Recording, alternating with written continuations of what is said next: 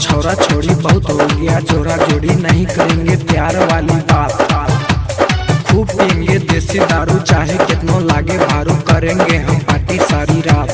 गर्दा उड़ादा मुनमुन प्यारी होली में, दूर हटाओ छोरा छोरी बहुत हो गया जोरा जोड़ी, नहीं करेंगे प्यार वाली बात। खूब पियेंगे देसी दारू, चाहे कितनो लागे भारू, करेंगे हम पार्टी सारी रात। पिचकारी पिचकारी पिचकारी लंदन से लाएंगे, रात भर होली मनाएंगे। पिचकारी लंदन से लाएंगे, रात भर होली मनाएंगे।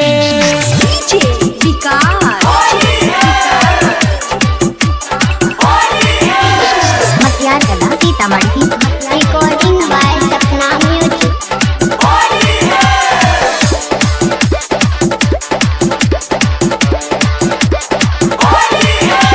देसी बेबी को हम गुलाल लगाएंगे, टोला मोहल्लों में रंगवा लगाएंगे। देसी बेबी को हम गुलाल लगाएंगे, टोला मोहल्लों में रंगवा लगाएंगे। पिचकारी पिचकारी पिचकारी लंदन से लाएंगे, रात भर होली मनाएंगे। पिचकारी लंदन से लाएंगे, रात भर होली मनाएंगे।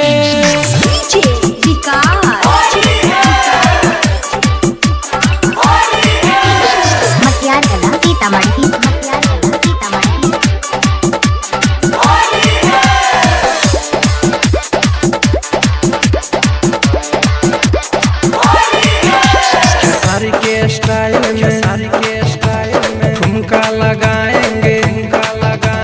राइटर जीतू के गाना बजाएंगे। खेसारी के स्टाइल में ठुमका लगा